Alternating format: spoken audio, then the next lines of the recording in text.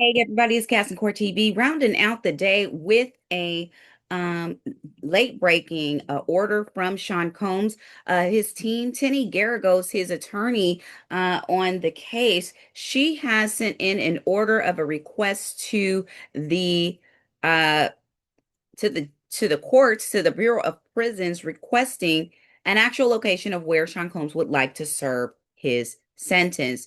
Here we go. I'm going to share my screen so we can read this order together. But essentially, Sean Combs has chosen a low security prison, which is a very interesting choice given his high profile nature and some of the concerns that his team actually brought up recently. I actually suspected them to choose a more high security prison, so therefore he would not have touchstones or have any sort of close proximity to to more people in the jail population.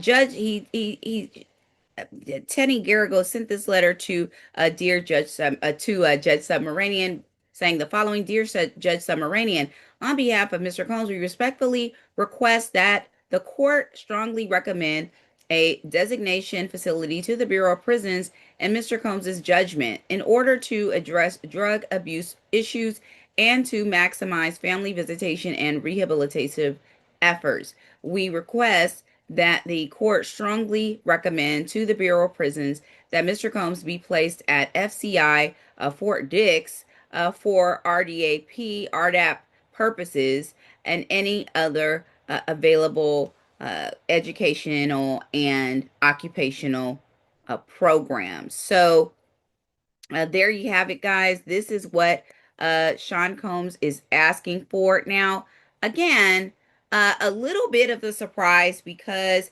just yesterday we heard from Sean Combs's team who stated that they had concerns that Sean Combs could actually be a victim of sex assault in prison. There was an actual podcast, Two Angry Men podcast, that ironically is hosted by Tenny Garagos' father, Mark Garagos, who's a consultant on the Combs Dream Team, and Harvey Levin, the co-founder of the 30 Mile Zone, aka TMZ. And they talked about how there was some sort of reasonable fear or concern over Sean Combs' safety while he was serving out his sentence on the Mann Act convictions. And Mark Garagos went so far as to say that he was, there was real concern that Sean Combs could be sexually assaulted in the facility.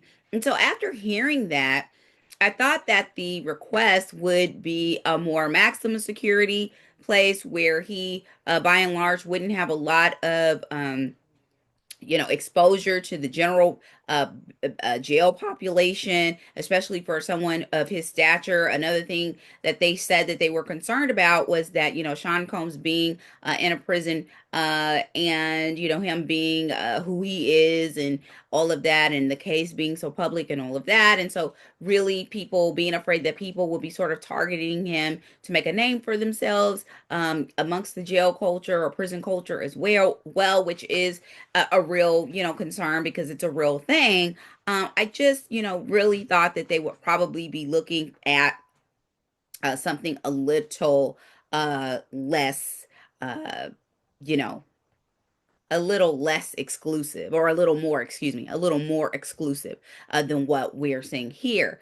But they didn't. So it seems like, I mean, I will say, like, if he were to ask for a facility that was more exclusive, he probably would not get an opportunity to see his kids quite as often. So that could be like the main reason for it. But let's talk about the federal correctional facility, Fort Dix in New Jersey. It is a residential drug abuse program. So this is less of probably of a traditional prison and more of a camp. It is the primary location for residential drug abuse in the region. The participants of this program must meet eligibility requirements. So they've got to have a documented substance abuse disorder. and at least 24 months remaining on their sentence to gain a potential sentence reduction, because that's another reason he's chosen this facility, because this facility allows, based upon your um behavior or you excelling in the program, this facility allows for a potential sentence reduction in participation in the program. So that's probably the carrot for him, though they have these, concerns about him being in the jail population. Now, the program structure is a modified therapeutic community that focuses on lifestyle changes and encourages personal responsibility and mutual support amongst the participants. They go on to say that the benefits are the successful completion can lead to a significant reduction in an overall sentence. Now, eligibility requirements, have to have 24 months or more remaining on their sentence, which obviously Combs qualifies for. Because he's got time served for the 14, is leaving him with 3 years. So he has that. Have a documented and verifiable substance use disorder within 12 months of the arrest for the current offense. So he's got to have that documented. I don't know if he has that. Apparently he does. Possess no cognitive or learning impairment that would prevent full program participation, and then be eligible for halfway house placement. I guess if, once they get a sentence reduction. So after, he comes out of, let's say he gets a federal sentence reduction, then he would go into a halfway house prior to actually being released first. So, what to expect, they say in this program.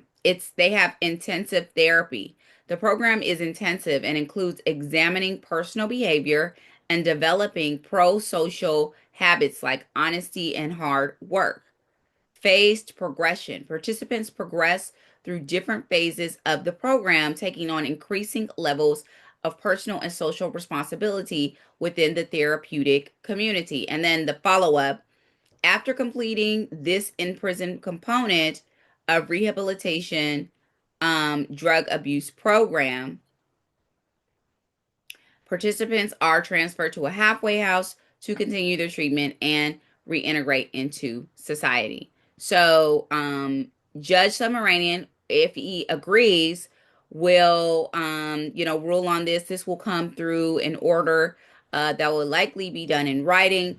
We will keep you guys abreast of what Judge Submaranian rules on this, but that is the latest on the Sean Combs of it all. He has chosen his place where he wants to do serve out his sentence. Now, does this mean that there won't be an appeal on the sentence? No, he can still appeal the sentence as discussed at the public gaggle there after the sentence came down on last Friday. But he will be in that program as the sentence appeals process continues on. So he's just getting himself together. Now, I will say, I think it's smart that he's in chosen a place where he's, being allowed to enter a drug treatment program that also sort of, intensifies therapy on making better choices, pro-social habits and things of that nature, that promotes the honesty, that promotes responsibility and all of that. That makes sense. I do think it's a little bit disconcerting. Sorry, those of you, you're going to get on me, those of you who don't agree. I think it's disconcerting that he's already trying to choose a program that allows him to get out early. So to me, when you couple that with what we already know about Sean Combs, it kind of, puts a damper on things, because it's like, oh, yeah, he's back to his old tricks, because it's like, let me at the top of this choose a program which will allow me to get out earlier than what the sentence actually requires.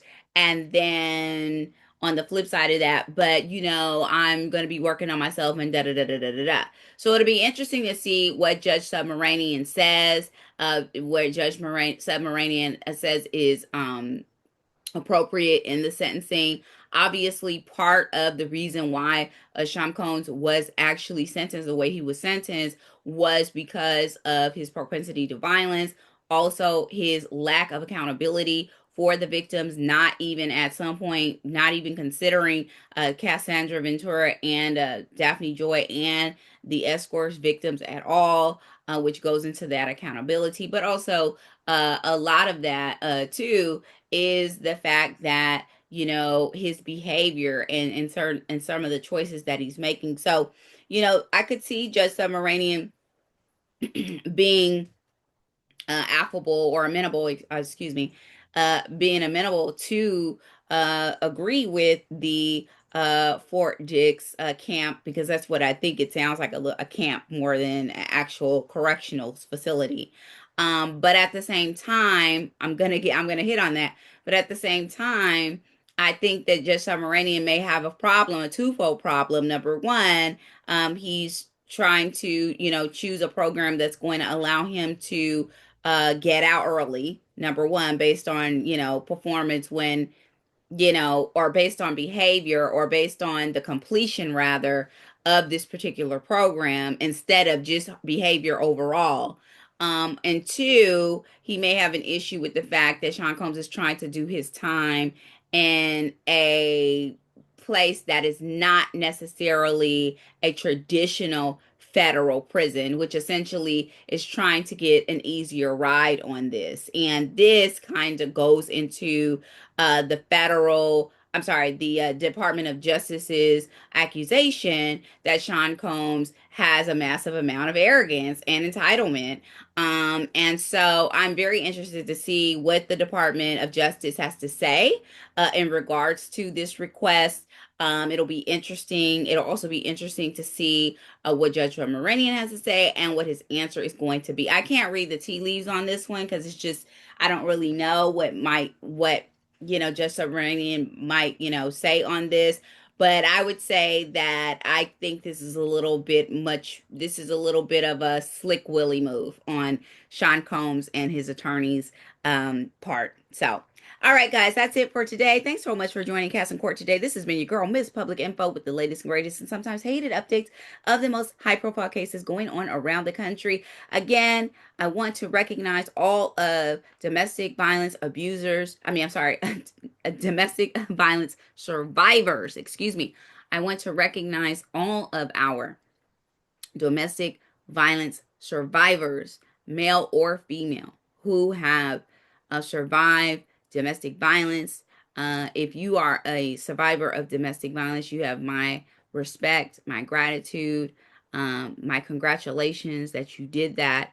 And you guys are the true warriors out here doing God's work every day. Make sure too, also as a survivor, that you're also helping other men and women survive, because every hour on the hour, every minute on the minute, there is someone who is in a situation, same one that you were in, that feels they can't get out.